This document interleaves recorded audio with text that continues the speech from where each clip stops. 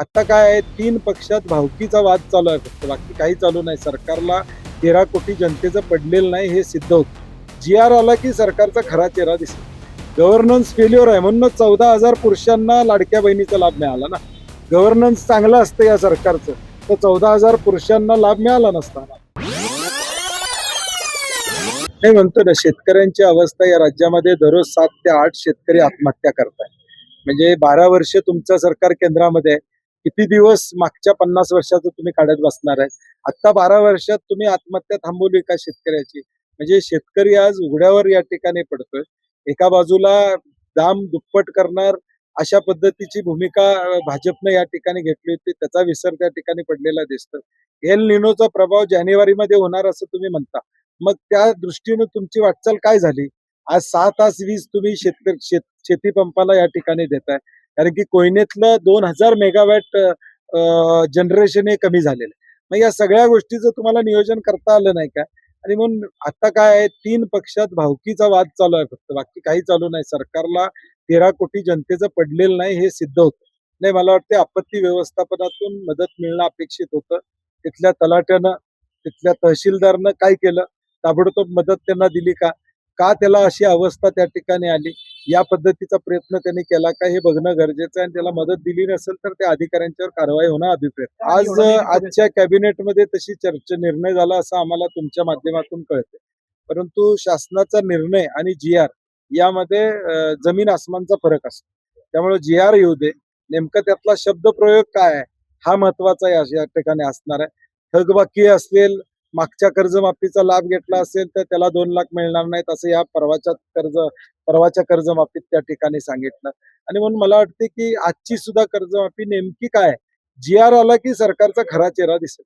नाही, सरकार फक्त लोकांना वेगवेगळ्या पद्धतीनं या ठिकाणी गोष्टी बोलत असतं. परंतु खरं जे आमचे श्रद्धास्थान आहे तिथं मात्र भ्रष्टाचारानं पोखरलेले हे श्रद्धास्थान आहे.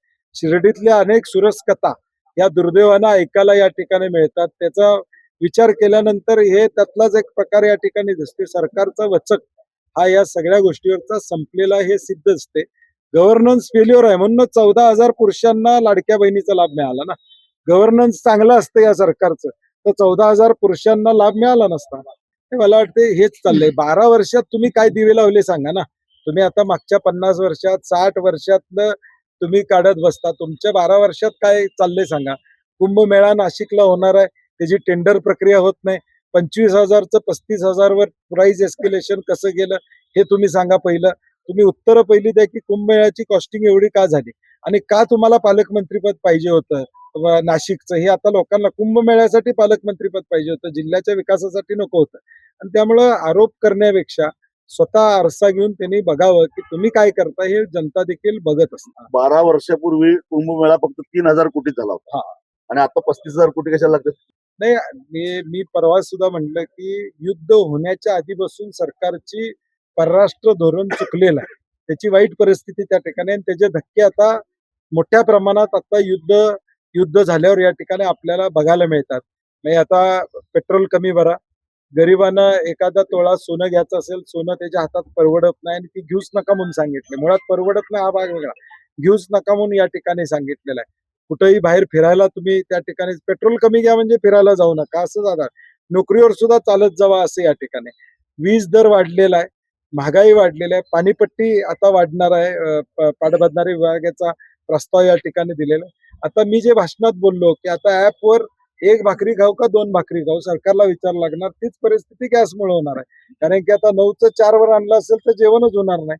हे सरकार आता एक बेबंदशाही आणि हुकुमशाहीकडे चाललेलं आहे. मला वाटतं अजून लोकसभेच्या निवडणुकीला उशीर आहे. प्रत्येक पक्षाची आपली एक भूमिका असते आणि उद्धव साहेबांनी त्यांच्या पक्षाची भूमिका मांडलेली आहे की चेहरा असेल तर पुढच्या निवडणुकीला जाणं सोयीचं होईल. परंतु मला वाटतं लोकसभेच्या निवडणुकीला अजून वेळ आहे. इंडिया आघाडीची बऱ्याच दिवसानंतर बैठक झालेली आहे. निश्चितपणे इंडिया आघाडीच्या घटक पक्षांमध्ये याची चर्चा होईल. शेवटी काँग्रेस या संदर्भातला एकटा निर्णय न घेता तो सगळ्यांना मिळून जे 25 घटक पक्ष आहेत त्यांच्याशी चर्चा करेल. परंतु एक मात्र खरं आहे की या देशामध्ये कितीही काही केलं तरी इंडिया आघाडी आज देखील घट्ट आहे. या हुकुमशाही विरुद्ध इंडिया आघाडी एकसंघपणे राहुलजींच्या बरोबर, खरगे साहेबांच्या बरोबर, सोनियाजींच्या बरोबर सगळे पक्ष एकत्रित आहेत. हे पुन्हा एकदा देशाला या ठिकाणी बघायला मिळालं. नाही, नाही. काय आहे, की आता खरीप चालू आहे.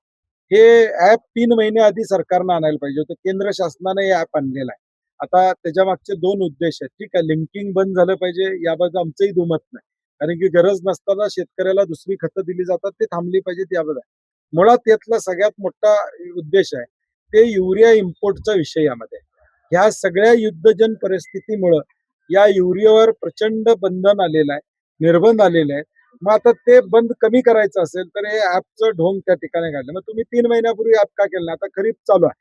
आता शेतकरी सकाळी गेला की त्याला क्यूआर कोड स्कॅन करायचा, मग त्यानं दुसऱ्या दिवशी येऊन खत घ्यायचं. एका गटात 2 भाऊ असतील तर गट नंबर टाकला तर दुसऱ्या भावाला मिळेल का नाही याची गॅरंटी नाही. 10 गुंठ्याच्या खाली शेती असेल तर त्याला या ठिकाणी तरतूद नाही त्या ॲपमध्ये. एनपीके टाकलं आणि नंतर तुम्ही 10-26-26 टाकलं तर पुन्हा तुम्हाला कॉम्प्लेक्स कुठलं पाहिजे असेल तर तुम्हाला मिळत नाही.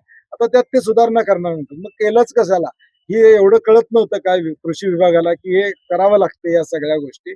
आणि म्हणून मला वाटते घाई गडबडीनं ॲप आणलाय. आमची विनंती आहे, की ऑनलाईन आणि ऑफलाईन आज सकाळपर्यंत कोल्हापूर जिल्ह्यामध्ये फक्त 12,000 लोकांनी खतं उचलली.